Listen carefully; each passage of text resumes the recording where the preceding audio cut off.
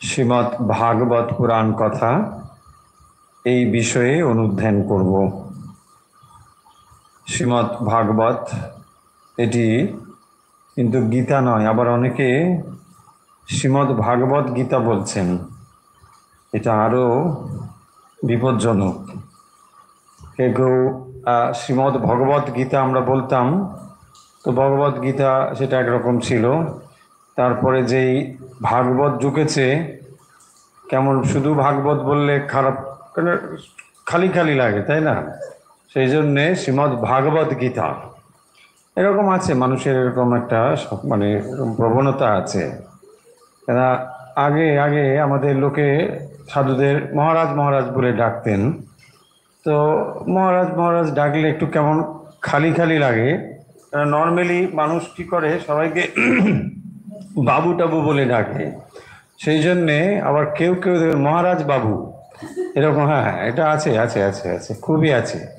তো এরকম অনেকে এরকম করেই ডাকেন, মানে মহারাজ বললে ঠিক সম্মানটা হয়তো দেওয়া হলো না, একটু বোধহয় খালি খালি হয়ে গেল, ওখানে একটু বাবু ঢুকিয়ে দাও, মহারাজ বাবু। এই এক মুশকিল ব্যাপার। তো যাই হোক, এখন ভাগবত কিন্তু এটা শ্রীমদ্ ভাগবত পুরাণ, এটা পুরাণ, এটা ভাগবত। ভগবত আর ভাগবত এর তফাৎ আগে বলেছি বহুবার, তো গুলিয়ে ফেলবেন না। এটা গীতা নয়, গীতা আমরা পড়ি যেটা শ্রীমদ্ ভগবত গীতা, আর এটা হচ্ছে শ্রীমদ্ ভাগবত। মহাপুরাণ ভাগবতকে বলা হয়। তো এরকম 18টি পুরাণ রয়েছে, তার মধ্যে এই অন্যতম হলো শ্রীমদ্ ভাগবত পুরাণ। এই পুরাণে যেমন অন্যান্য পুরাণের বৈশিষ্ট্য, এই পুরাণেও একই কথা রয়েছে। আমরা সেই পুরাণটি ধারাবাহিকভাবে পড়া এখন শুরু করেছি। আজকে আমরা সেই পুরাণ পড়ব, যা ওম মূকং করোতি বাচালম অঙ্গং লঙ্ঘায়তে গিরিম यत्कृपातमहं वन्दे পরমানন্দমাধবম।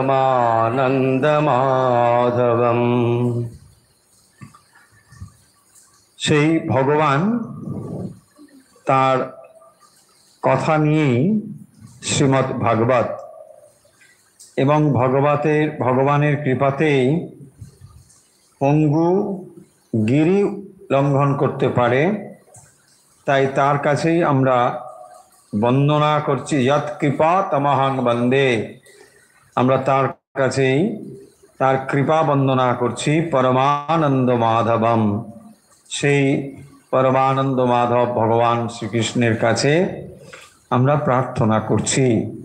আমরা আগেই পড়েছি 3টি যে মঙ্গলাচরণ শ্লোক, তার মধ্যে বলা হয়েছে সত্যম পরম ধীমহি, সেই পরম সত্যের আমরা সকলেই ধ্যান করি। তো শ্রীমদ্ ভাগবত সকলেই জানেন যে বেদ এবং উপনিষদ এর পরে, বেদ এবং উপনিষদের কথাগুলোকেই সাধারণ মানুষের জন্য পুরাণ রূপে প্রকাশিত হয়েছে। তাই পুরাণ হলো এইরকম একটি বেদ এবং উপনিষদের কাহিনী, যা আমরা সহজভাবে সাধারণ মানুষ গ্রহণ করতে পারি। এর মধ্যে রয়েছে উপাখ্যান, এর মধ্যে রয়েছে কাহিনী। ফলে ভগবানের যে লীলা, সেই লীলার ভেতর দিয়ে ভগবানকে আমরা ধরবার চেষ্টা করব। আগেই আমরা বহুবার বলেছি এর প্রেক্ষাপট, যে নারদ ঋষি তিনি বেদব্যাসের কাছে এসেছেন। একদিন বেদব্যাস নদী তীরে খুব হতাশ হয়ে বসে আছেন। যিনি এত পুরাণ আদি রচনা করেছেন, মহাভারত রচনা করেছেন, একটি মহাভারত রচনা করতেই মানে মোটামুটি যদি কেউ কবি বা এরকম হয়, তার একটা জীবন শেষ হয়ে যাবে। এত বড়, এবং মানুষের ধৈর্য কতদূর যেতে পারে সেটা একবার লক্ষ্য করুন। 1 লক্ষ শ্লোক আছে ওর মধ্যে, কি মানে অসীম ধৈর্য। হ্যাঁ, এত শ্লোক রচনা করা হয়েছে। এত রচনা করার পরেও কিন্তু তিনি অন্তরে শান্তি পাচ্ছিলেন না।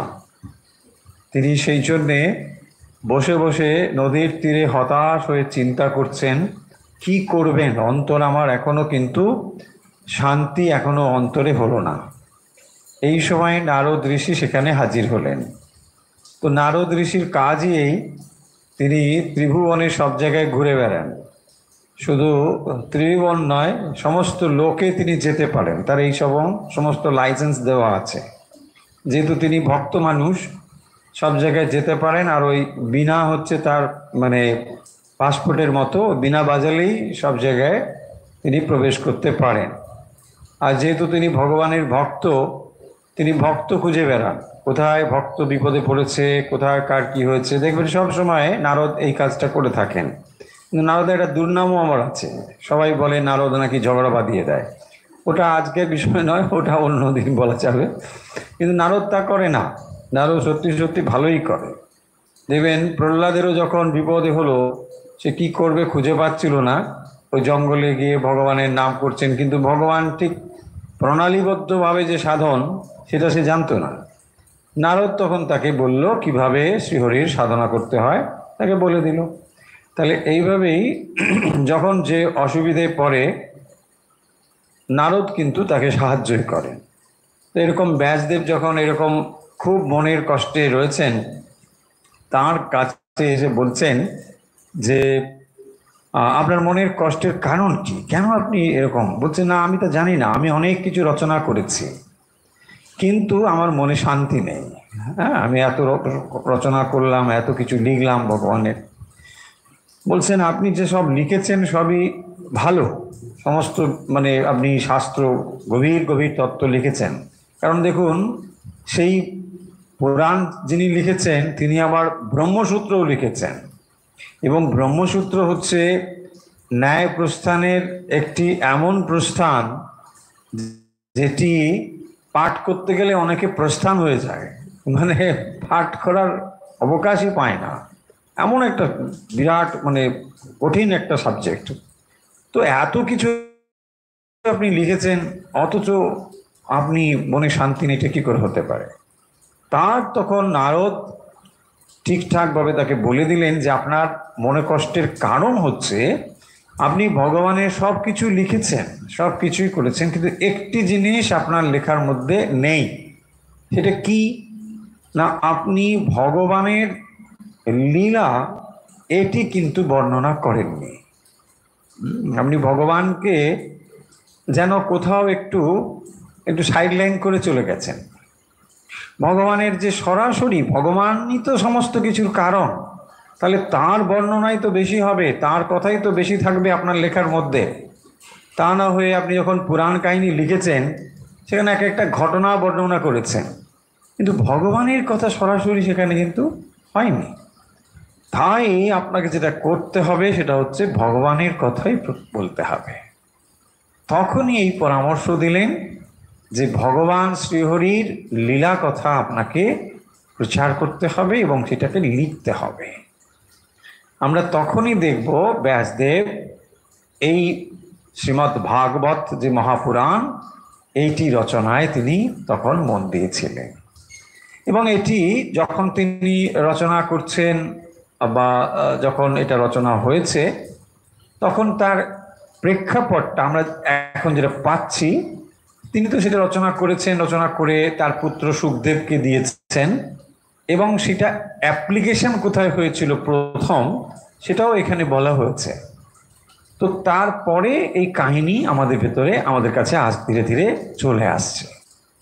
ব্যাসদেব যে কাজগুলো করেছেন, যেমন পুরাণ রচনা করেছেন আমরা বললাম, এছাড়াও তার মহান কীর্তি এবং এই সৃষ্টি মানে এই কল্প অন্তত যতদিন থাকবে আমরা ব্যাসদেবকে স্মরণ করব, আর কিছু স্মরণ করি আর না করি। কারণ ব্যাসদেব হচ্ছেন আমাদের আদি গুরু, সমস্ত গুরুর আদি গুরু হচ্ছেন ব্যাসদেব।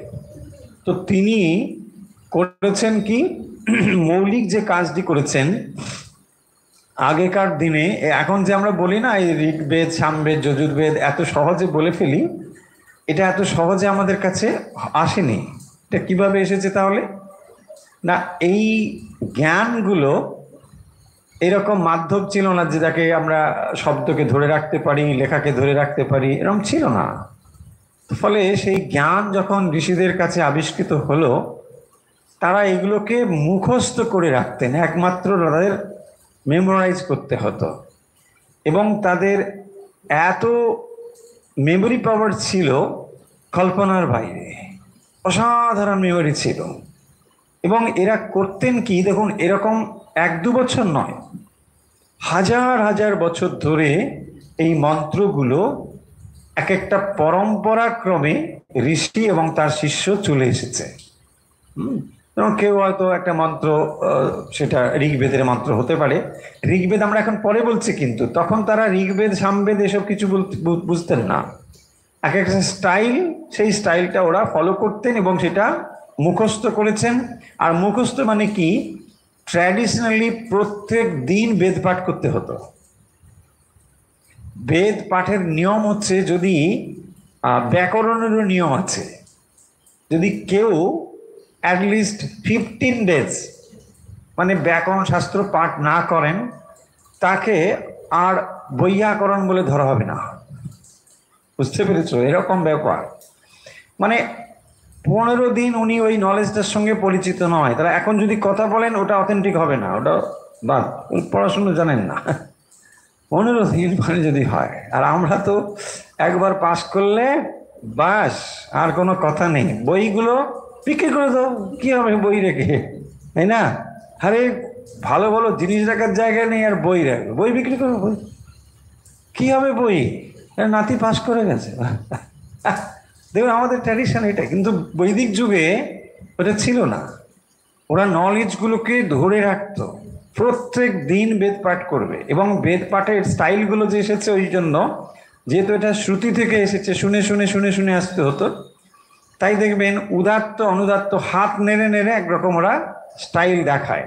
হ্যাঁ, যখন দেখবেন এই দিকে উঠছে, এটা উপরের দিকে একটা, আমরা এখন লেখার সময় কি করি, উপরে একটা দাগ দিই, কিন্তু এটা বোঝাবে কি করে? তুমি যদি ধরো সঙ্গীত বোঝাও, সঙ্গীতে তোমাকে ধরো ওপরে উঠবে, সেটা কি করে বলবে? ওখানে তুমি লেখার সময় লেখো, এরা তারার শাহ, হ্যাঁ এটা মুদারার শাহ, কি একটা কিছু ওখানে নিটার উপরে দাগ দিয়ে দিচ্ছ। যখন এই স্টাইলটা ছিল না, এটা আবিষ্কৃত হয়নি, তখন কি হবে? তাহলে ওপরে, হ্যাঁ, পূর্ণমাদা পূর্ণমিদম পূর্ণাৎ পূর্ণমুদচ্যতে, এইরকম। মানে ওপরে একটা উঠলো, নিচে একটা নামলো, এটা হচ্ছে সরিতা।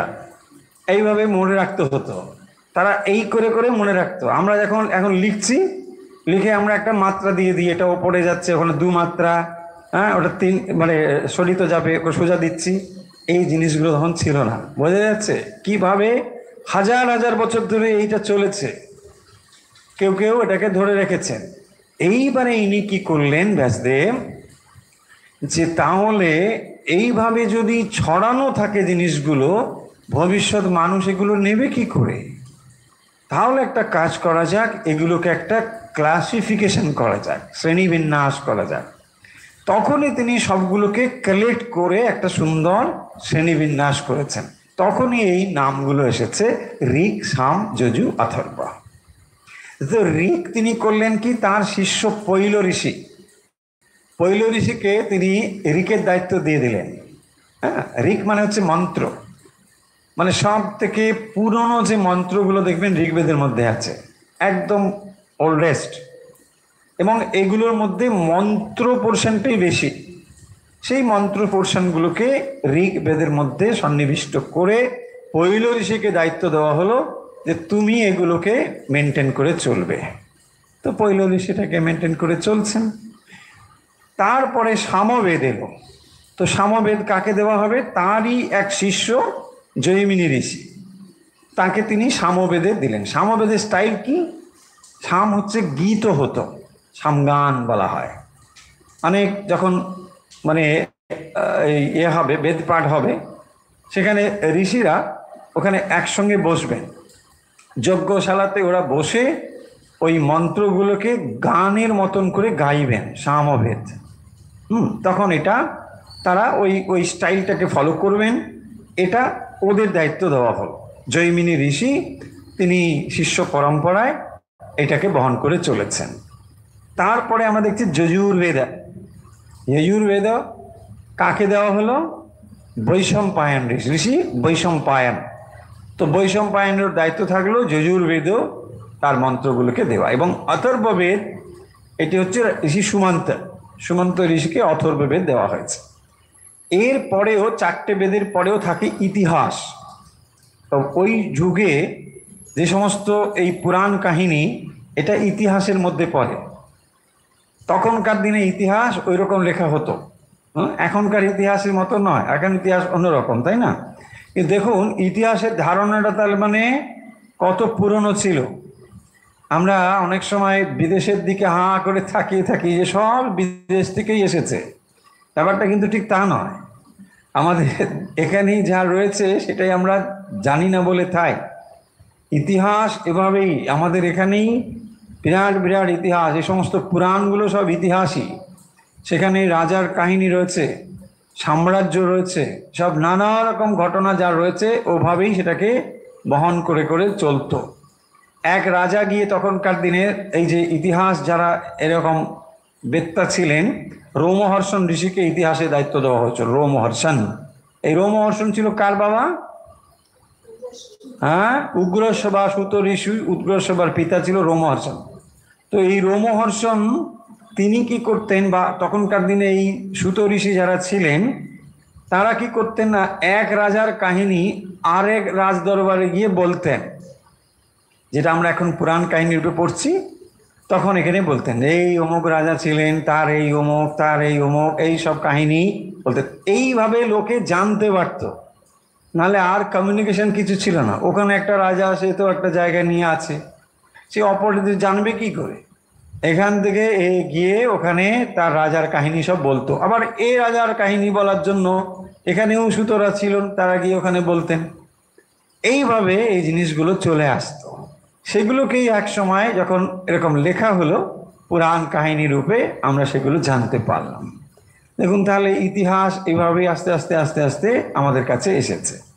যাই হোক, তো এইভাবে যে জিনিসগুলো আমাদের কাছে আস্তে আস্তে আমরা যে পুরাণটি পড়ছি ভাগবত, সেই ভাগবত এইভাবে তার কাহিনী মানে ব্যাসদেব হয়ে সেটা সুখদেবের কাছে এসেছেন।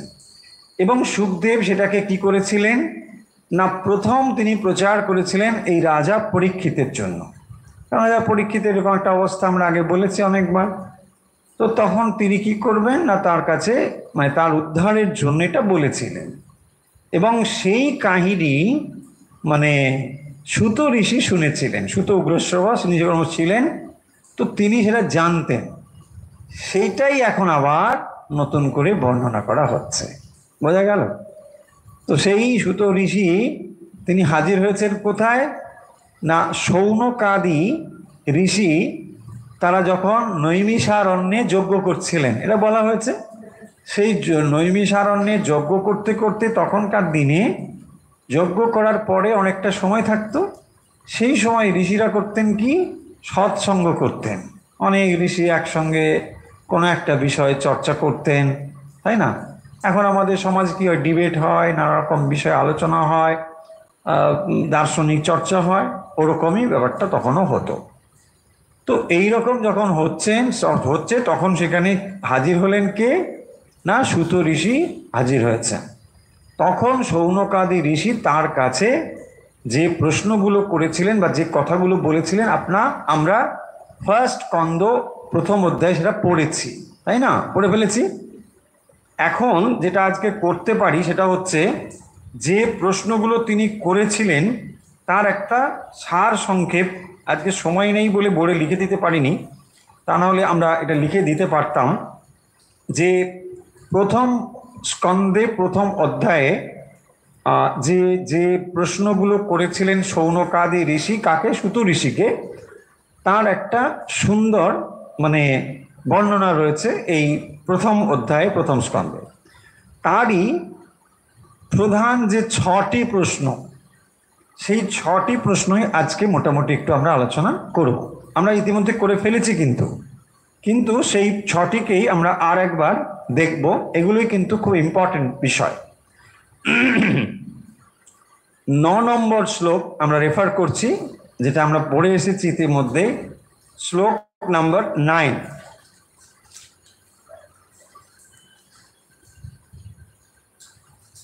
শ্লোক নম্বর 9-এ দেখুন, তত্র তত্রাঞ্জসা আয়ুষ্মন ভবতা ইয়ৎ বিনিশ্চিতম পুংসামেকান্ততঃ শ্রেয়স্তন্ন শমসিতুম অর্হসি। 9 নম্বরে বলছেন, মানে যে শ্লোকটি আমরা রেফার করছি এখানেই, এর থেকে আমরা 6টি প্রশ্ন যা শৌনকাদি ঋষি সুতোর কাছে করেছিলেন, তার 6টি প্রশ্নকে আমরা এখানে, মানে প্রধান যে 6টি প্রশ্ন এখানে তুলে ধরেছি। কি সেই 6টি প্রশ্ন? এইটা হলো ফার্স্ট প্রশ্ন। ফার্স্ট প্রশ্নটা হচ্ছে যে জীবের ঐকান্তিক মঙ্গল কি করে হবে?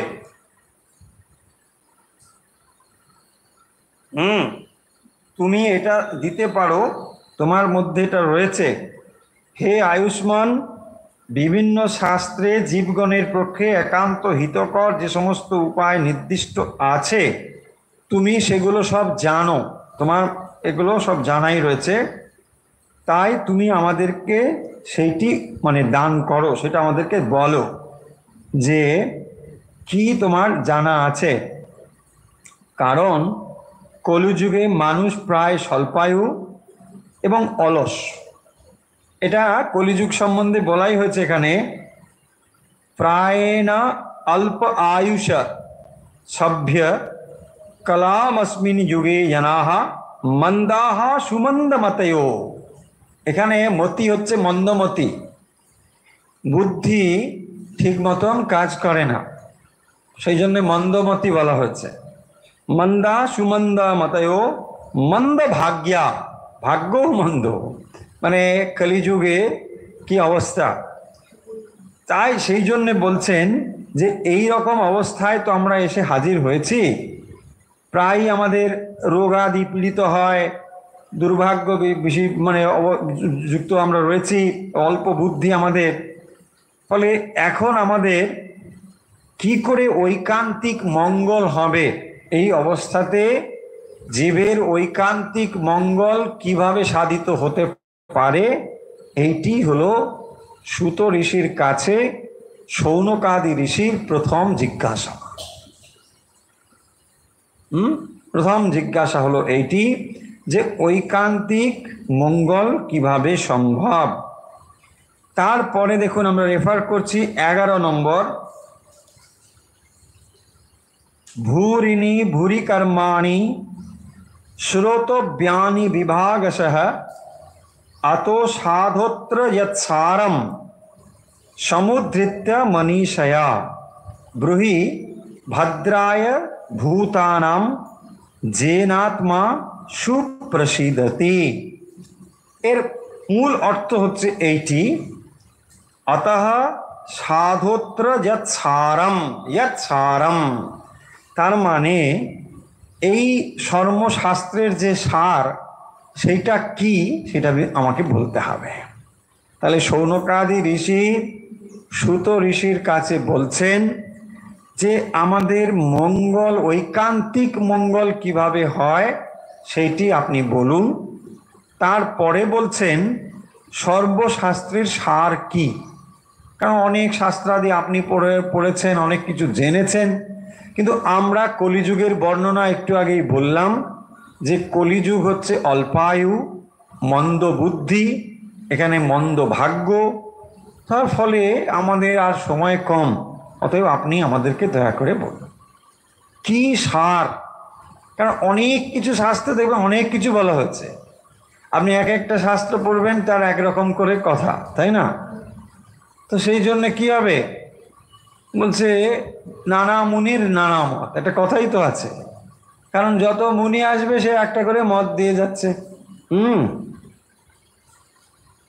বলছেন নাস্তি মুনির যস্য মতম না ভিন্নম, মতম ভিন্ন না হলে মুনি হবে না। তিনি মুনি মানে তিনি একটা এসে নতুন কিছু বললেন, তবেই না মুনি। তা নাহলে আগের যা বলছিলেন উনি তাই বললেন, গড়গড়ায়াতে হবে না। নতুন কিছু একটা বলতে হবে, তাই না? সেই যস্য মতম না ভিন্নম, তা সে মুনি হবে না। মুনি হতে গেলে নতুন একটা কিছু বলতে হবে, তাই না? ধরো তুমি যদি একটা কোনোর উপরে রিসার্চ করো, তো রিসার্চ করলে তোমাকে তো একটা নতুন কিছু বলতে হবে। তুমি যদি ওই আগের রিসার্চ পেপারটাকে কপি করে বলছো আমিও রিসার্চ করেছি, আরে বাবা তুমি কি রিসার্চ করেছো, তাই না? তো রিসার্চ করে তুমি বলো, নতুন কিছু বললে বলছে এই আমি একটা নতুন, তুমি এবারে মনি, তুমি আজ থেকে পিএইচডি, ঠিক না? তাহলে নাহলে তুমি নতুন কিছু না বললে মুনি হবে কি করে? সেই জন্য দেখুন বইয়ের পর বই লেখা হচ্ছে। তাহলে এক মুনি এই বলছেন, এক মুনি বলছেন এই করলেই হবে, আর এক মুনি বলছেন না এরকম নয় এই করলে হবে। আমরা টোটালি কনফিউজ। দেখুন কেউ এসে বলছেন না ভক্তি চায়, কেউ এসে বলছেন না জ্ঞান চায়, কেউ না না কর্মই করতে হবে, হ্যাঁ যোগ করো। আমরা বলি ভাই যোগ বিয়োগ গুণ কিছুই বুঝি না, কি করব আমরা, কনফিউজ। সেইটাই বলছেন। দেখুন কনফিউশন আমাদের মানে নানা ক্ষেত্রে রয়েছে। কারণ মুশকিল হচ্ছে যে সাধক যে পথ ধরে অগ্রসর হয়েছেন তিনি সেটাকেই বড় করেছেন, তাই না? কেউ হয়তো দেখুন কোনো একটা কিছু করে তার একটা কিছু উপাধি হয়েছে, মানে উপলব্ধি হয়েছে, ওটাকেই বড় করেছে, আর অন্যগুলোকে সে নেগলেক্ট করেছে। ফলে আমাদের কি মনে হবে, আরে এই মানুষটা এই করেছে, ফলে এটাই পথ, ব্যাস ওই করতে থাকো, এই নিয়ে একটা সম্প্রদায় তৈরি হলো। আবার একজন এসে বলছে না ওটা নয়, এইভাবে করে কিন্তু আমি তাকে পেয়েছি, আচ্ছা ভালো, এই করে নানা রকম তৈরি হয়েছে। সেই জন্য দেখবেন আমাদের মধ্যে এত কনফিউশন। কেউ বলছে ঘরটাকে এরকম রেখে করো, না না ঘরটা এরকম করে করো, তার উপরে একটা এরকম দাও, তার উপর একটা এরকম দাও, বলছে না লাল রকমের দাও, লাল না ওটা নীল দাও। এই কত কিছু হয়েছে কিনা আপনি দেখবেন এই রকম নিয়ে, মানে নানা রকম রয়েছে। কেউ বলছে এদিকে দিলে হবে, কেউ ওদিকে দিলে হবে, এটা করলে হবে, সেটা করলে, এরকম হাজার হাজার মত রয়েছে। ফলে এই যে কনফিউশন আমাদের, কি করে আমরা সত্যটাকে লাভ করতে পারবো? সেই জন্যে এখানে শৌনকাদি ঋষি স্পষ্টতই বলছেন যে কোনটা সার আমাকে সেটা বলো, নির্দিষ্ট করে একটা জিনিস বলো, আমি সেটাকেই বরং ফলো করব, তাই না? এটা ঠিকঠাক প্রশ্ন। নাহলে হাজার জিনিস শুনে কি হবে আপনার? আপনি কি চান? আপনি ঐকান্তিক শান্তিটা চান, যে বাবা আমি আমার শান্তিটুকু পেলেই হবে। তোমার কত বই লিখেছো, কত কাণ্ড আমার জানার কি দরকার? এক্স্যাক্টলি তাই না? আমরা সাধারণ মানুষ, আমরা এত কি, আপনি 18টা পুরাণ লিখেছেন, আমার 18 পুরাণ পড়ার দরকার নেই। আপনি আমাকে বলুন আমার কি করে শান্তি। 18 পুরো পড়তে গেলে আমার 18 বার জন্ম নিতে হবে। কারণ দেখুন এইসব যদি কাণ্ড হয়, আর এই ভাগবতের মধ্যেই রয়েছে 18 লক্ষ শ্লোক। ওরে বাপ রে বাপ, কোথায় যাবেন আপনি? শ্লোক, তাই আবার সংস্কৃতে লেখা, তার আবার এত সংখ্যা, মানে মাথাই খারাপ। বলছে পড়তেই তো জীবন শেষ, তারপরে আর করব কি? ফলে প্রশ্নটা খুব সঙ্গত, কি করতে হবে তাই আমাকে বলো। এত শাস্ত্র এত কাণ্ড করা সম্ভব নয়, আর বিশেষত কলিযুগের পক্ষে তো নয়ই নয়। কারণ কলিযুগে মানুষ স্বল্পায়ু, অল্প আয়ু। আর শ্রীরামকৃষ্ণ কি বলেছেন, অন্নগত প্রাণ। তো এই অন্নগত প্রাণ মানে আগে মানুষ কি করত, মানে অত উপার্জনের কথা ভাবতই না, সামান্যতম কিছু হলেই তাদের লাইভলিহুড চলে যেত। এখন তো তা নয়, এখন মানে দুজনেই উপার্জন করে, তাতেই নাকি চলে না। আমার হয়তো কি পার্ট টাইম ফুল টাইম এসব নানা রকম শুনি, তো তাতেও হয় না। তো ফলে বুঝতেই পারছেন এত মানে মানুষ অন্নগত প্রাণ হয়ে গেছে। তো তারপরে সে কি করবে? ভগবানের জন্য এত আর তার সময় কই নেই। অতএব বাপু অত আমার নেই, তুমি সোজা কথা বলো কি করতে হবে, আমি ওটা যদি চেষ্টা করি করতে পারি। সো এইটা। তারপরে যেটা বলেছেন দেখুন 13 নম্বর, তন্ন শুশ্রূষমাণাম নাম মহর্ষ সঙ্গানুবর্তিতুম যস্যাবতার ভূতানাম ক্ষেমায় চ ভবায় চ। এই যে তখন বলছেন যে এই যে ভগবানের অবতার, যস্যাবতার ভূতানাম, তার যে অবতারভূত সেই অবতারের কথা আমরা শুনতে চাই। সেই জন্য বলছেন যে শ্রীকৃষ্ণ তার যে অবতার হয়ে জন্মেছিলেন দেবকীর, অর্থাৎ দেবকী পুত্র ভগবান শ্রীকৃষ্ণ তিনি কি কি লীলা করেছেন, এটি হলো 4 নম্বর প্রশ্ন। চতুর্থ প্রশ্ন, তিনি কি কি লীলা করেছেন। তাহলে অবতার যখন অবতীর্ণ হন তখন তিনি কিভাবে করেন। এবং এখানেও আরেকটি ব্যাপার রয়েছে যে লীলয়া দধত কলাহা, এই কলাহা মানে যে তার অংশাবতার, কলাবতার, এইরকম সব ব্যাপার রয়েছে। অতএব ভগবান শ্রীকৃষ্ণ তিনি হচ্ছেন ভগবান স্বয়ং, কৃষ্ণস্তু ভগবান স্বয়ং। তো এইভাবে তার বর্ণনা রয়েছে, তিনি কি কি করেছেন এটা সেখানে প্রশ্ন হিসেবে তুলেছেন। তারপরে বলছেন যে তিনি যে অন্যান্য অবতার রূপে অবতীর্ণ হয়েছিলেন, কারণ শ্রীকৃষ্ণ শুধু যে কৃষ্ণ রূপে এসেছেন তা তো না, অন্যান্য রূপে এসেছেন। তার অন্যান্য অবতারেও তিনি কি কি করেছেন, অন্যান্য অবতারে কি কি করেছেন এটাও জানতে চান। দেখুন এটারই ইলাস্ট্রেশন আমরা পরপর অধ্যায়গুলোতে পাব। তিনি অন্যান্য অবতার রূপে যখন অবতীর্ণ হয়েছিলেন তো সেই অবতারদের কাহিনীও তিনি জানতে চান। সেই জন্যে শৌনকাদি ঋষি যেটি বলছেন যে কেবলমাত্র শ্রীকৃষ্ণ রূপেই যিনি অবতীর্ণ হয়েছিলেন তার কথা যেমন জানতে চাই, পাশাপাশি ভগবান অন্যান্য অবতার মানে মৎস্য, কুর্ম, বরাহ রূপে যখন তিনি এসেছিলেন সেই কাহিনীও আমি শুনতে চাই, যেগুলি শৌনকাদি ঋষি কার কাছে করেছেন না, সুত ঋষির কাছে। উগ্রশ্রবা সুত ঋষি তার কাছে এই প্রশ্নগুলো করেছেন। আমি আরেকবার বলে দিই প্রশ্নগুলো হচ্ছে জীবের ঐকান্তিক মঙ্গল কি করে হয়। 2 নম্বর প্রশ্ন হচ্ছে সর্বশাস্ত্রের সার কি। 3 নম্বর হচ্ছে শ্রীকৃষ্ণ কেন দেবকীর গর্ভে জন্মগ্রহণ করেছিলেন। চতুর্থ প্রশ্ন, তিনি কি কি লীলা করেছেন। তিনি কোন কোন অবতার রূপে এসেছেন, আর শ্রীকৃষ্ণ অপ্রকট হলে ধর্ম কার শরণাপন্ন হয়েছিল। এই 6টি প্রশ্ন। তাহলে শৌনকাদি ঋষি যে প্রশ্ন করেছিলেন, তাহলে ভাগবতের শ্রীমদ্ ভাগবতের প্রথম স্কন্ধে প্রথম অধ্যায়ে যে শ্লোকগুলো রয়েছে তার মধ্যে আমরা যদি খুব সামাপ করে নিই যে প্রথম স্কন্ধের প্রথম অধ্যায়ে কি কি রয়েছে, এই মোট 6টা প্রশ্ন এখানে পাওয়া গেল। পরে ওই শৌনকাদি ঋষি সুত ঋষির কাছে এই প্রশ্নগুলো করেছেন। দিয়ে মোটামুটি এইভাবে আমরা দেখছি এখনো কিন্তু শ্রীমদ্ ভাগবতের যে বিষয় সেখানে এখনো আমরা প্রবেশ করিনি। আমরা ধীরে ধীরে যাব, সেখানে আমরা প্রবেশ করব।